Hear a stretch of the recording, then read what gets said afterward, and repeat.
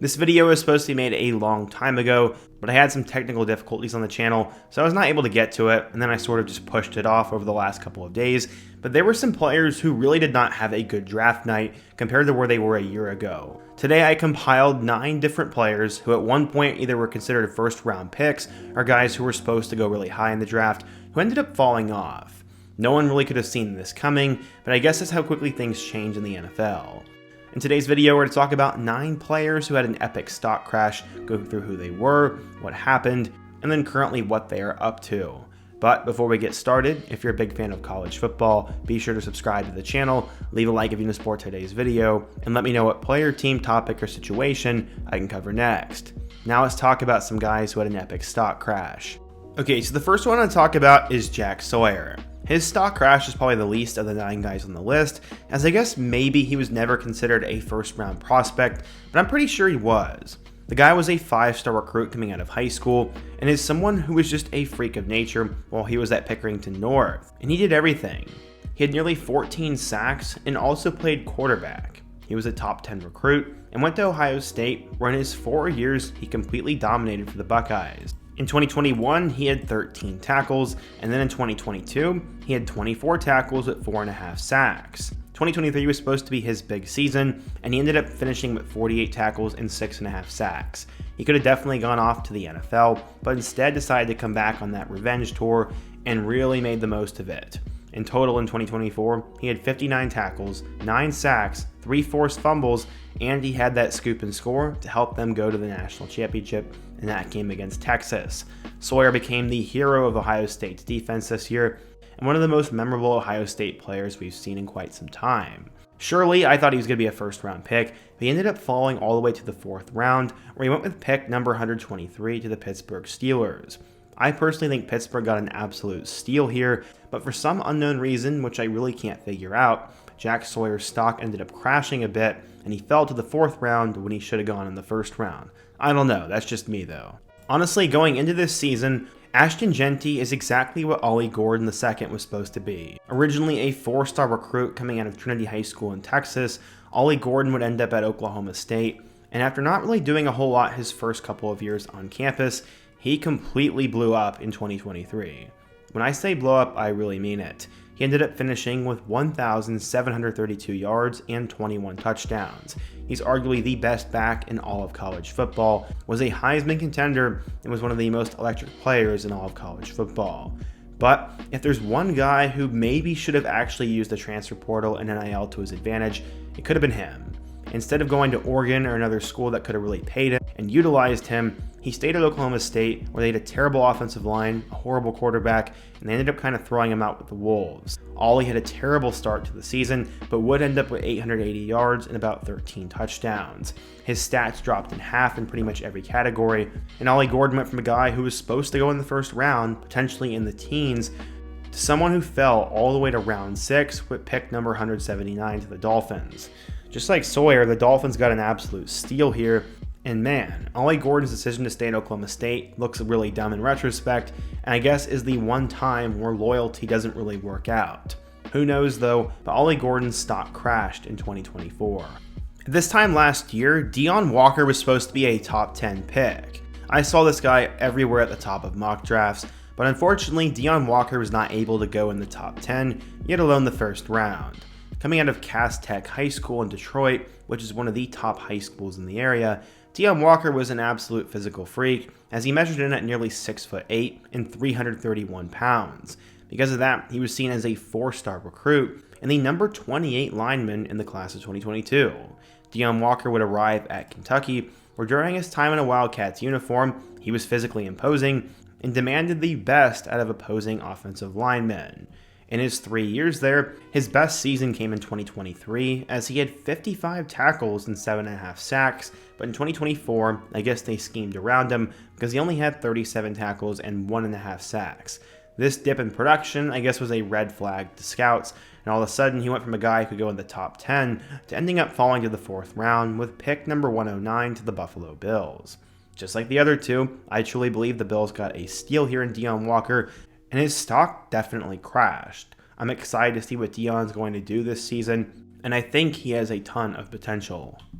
Another guy who has a very interesting story whose stock unfortunately crashed was Tez Johnson. Coming out of Pinson Valley High School located in Alabama, Tez Johnson was not like these other guys and was not a blue chip recruit.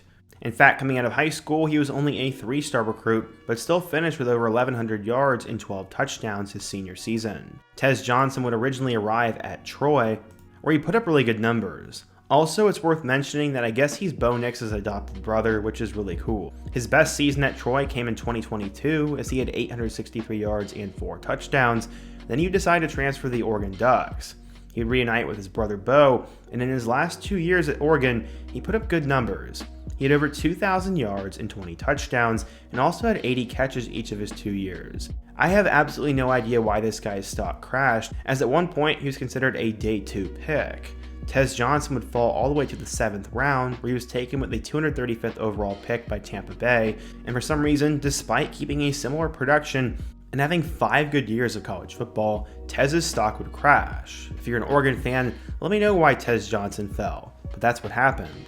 The next guy is definitely in a terrible situation, and that is Isaiah Bond. Coming out of Buford High School in Georgia, Isaiah Bond was seen as one of the top athletes in the country, and as the number 2 athlete, he would decide to go to Alabama. This guy was a top 50 recruit, and when he arrived and suited up for the Crimson Tide, he had a lot of potential. In his freshman season, he had 17 catches for 220 yards and a touchdown, but his best moment came in 2023, as when it was 4th and goal with a playoff spot on the line, Jalen Milroe had an absolute dart and found Isaiah Bond in the back of the end zone to not only send Auburn home, but give his team a chance at going to the playoff, which would end up happening. Bond had 48 catches for 668 yards and 4 touchdowns, and based on his athletic potential, he was seen as a top 5 transfer for 2024.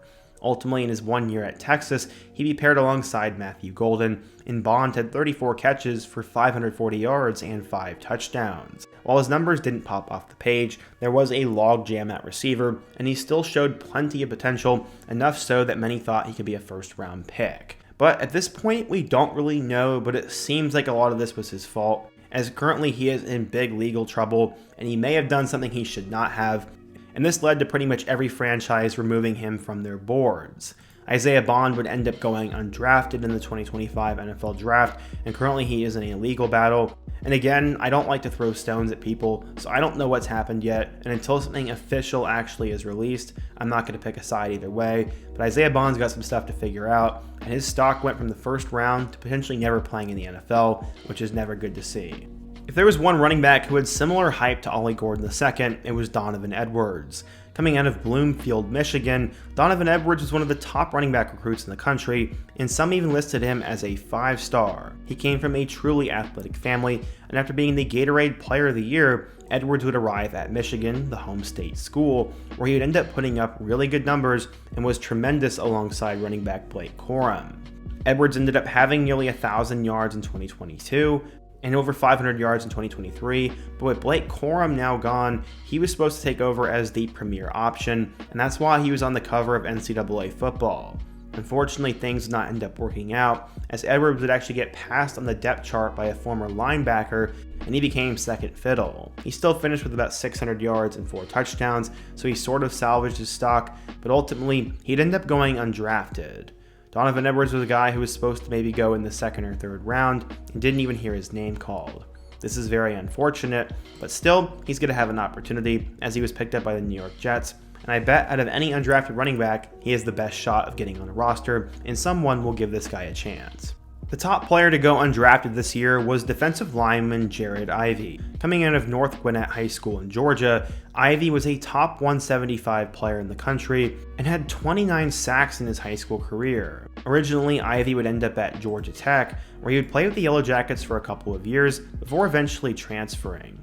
Ivey became one of the better pass rushers in the SEC while he was at Ole Miss, and combining that with his physical potential, Ivey was seen as a surefire future NFL draft pick, but things would not exactly work out for him. Despite having 7 sacks and 2 forced fumbles this year, Jared Ivey went from a day 2 selection to going undrafted.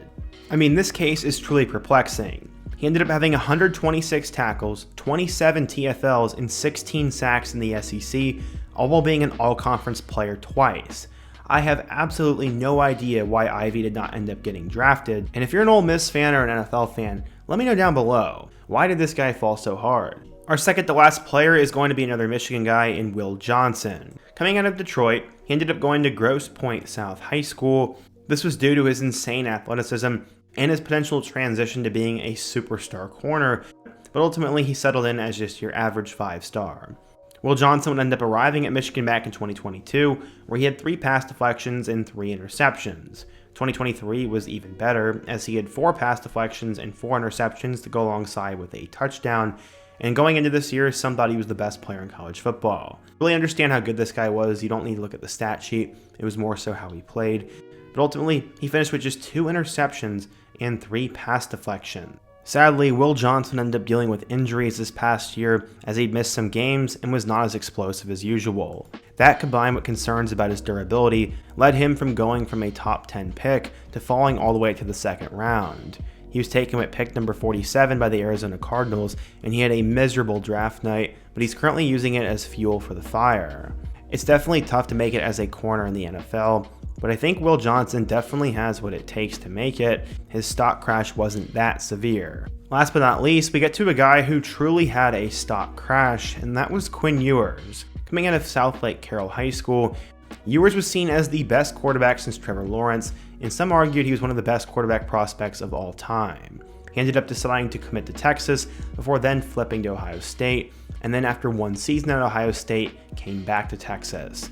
Eers ended up spending 3 years in a Longhorn uniform, and in total in his career, he finished with over 9,128 yards, 68 touchdowns, and 8 rushing scores. He also got them 2 college football playoff appearances, but I guess he just never lived up to the hype that he had, struggled with an injury back in 2024, and maybe did not progress the way scouts wanted him to. That's really my only explanation, as his name was really never considered in that top 10 or that first tier of quarterbacks this year, despite it being a weak class, and ultimately Eers would fall all the way to the 7th round with pick number 231 to the Miami Dolphins. He doesn't really have any chance of doing anything early while he's there, but maybe Tua ends up getting hurt again and Quinn eventually takes over. But Eers had the greatest stock crash of everyone on this list, as at one point he was a surefire franchise quarterback and number 1 overall pick. Life happens quick, especially as a quarterback in football, and I hope the best for him. But what do you guys think? What do you think of these guys? Why did their stock crash? And who else ended up having a stock crash in the 2024 season? Be sure to let me know down below. Leave a like if you want to support today's video, subscribe if you're new, and check out all of the videos on the end screen. Hope to see you guys again soon, but until next time, peace.